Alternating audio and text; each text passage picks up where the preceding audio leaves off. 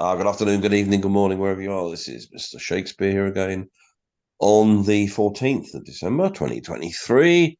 I'm here with Psychic Medium and remote viewer, Liz Cross. How are you doing today, Liz? I'm doing okay, thank you. You're not. I'm so sorry. I'm not. Right. We are going to probe my namesake, William Shakespeare, who apparently is widely regarded as the greatest writer in English language and the world's preeminent dramatist. Oh, I can't speak to say either. Anyway, can we get a connection with old Billy Boy? Oh, Billy Boy. Yes.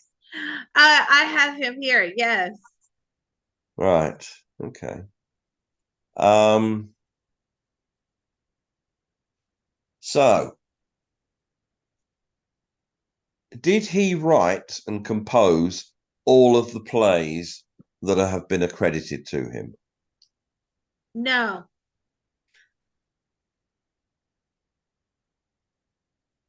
Okay. Was he aware that other people were writing under his name? Were you aware that other people were writing under? Yes, he was fully aware. Because he didn't really become famous from most of his plays until after his death, you see. Mm-hmm. Why would people write under his name and not under their own?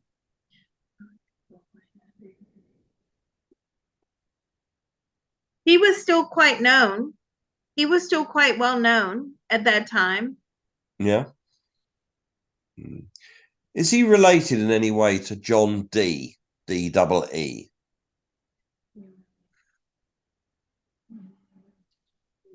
No. Okay. Now, who is that? You'll have to tell Right, us. yeah. So John Dee was an English mathematician, an astronomer, an astrologer, a teacher, an occultist, and an alchemist. He was the main advisor to Queen Elizabeth I.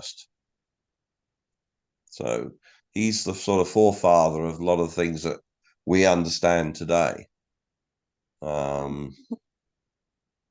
But he has no connection to John Dee whatsoever. Do you have any connection to John Dee whatsoever? No. Is he in any way connected to Queen Elizabeth I? Or was he? Or were you in any way in that lifetime connected to Queen Elizabeth I? No. Okay. Did he live in Stratford upon Avon, as people say? Did you live in Stratford upon Avon, as people have? Not far, but not in Stratford upon Avon. No. Did he marry Anne Hathaway? Did you marry Anne Hathaway? Yes. And did you have 3 children? Did you have 4? Okay. Did any of those children go on to be playwrights or academics or astrologers or anything of note?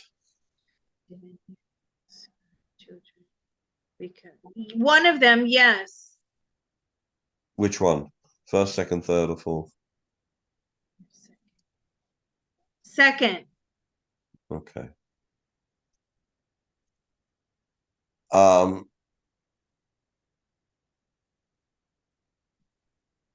His will was said to be by some to be written not by somebody very literate. Did he write his will? His last will? Did you write your last will? Did you physically write your last will? He did. I don't feel he physically wrote that last will. Ah, right. Okay. Okay. But the terms in it, yes. Now, when we say 4 children, well, one of them was a stillbirth. Ah, okay. Okay. Was he ever approached to advise the then government or the crown about anything at the time? Were you ever approached to advise the then government or crown about anything at any time? No, but he was known in the government circles, the local circles. He would have a drink with them occasionally. Okay. Did he? I mean, was he well regarded by the local, his local peers, government at the time? Yes. He was. Mm-hmm. Okay. Okay.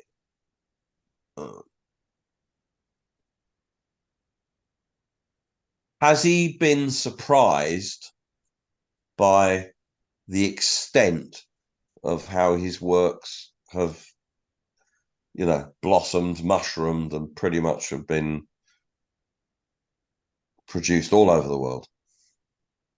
Does that surprise you? No, he's not surprised by that. He expected that. He expected it. Why did you expect that? It was inevitable. Why was it inevitable? Because there was not really anything like it in that time. Right. There was nothing really like him. And I'm saying, but why were you so educated? He's a bit full of himself, by the way. I have to tell you that. Right. Just so you know. Okay. Why were you so? He just thinks that sort of thing. It came easy to him. He was very lucky. He learned to read and write. That's where he would hide away. As soon as he could, he was making up stories from a young child,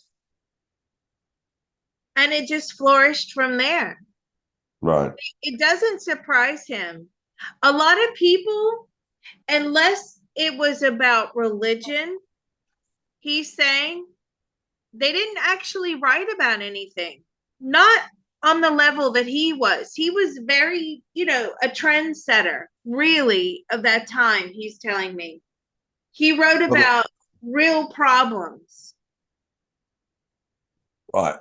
A lot of his works, his early works, were described as almost sort of like an instruction manual for lawyers at the time. Bear in mind that lawyers at the time only worked for the crown, which is where one of his famous sayings in, first kill all the lawyers because they work for the state, the crown.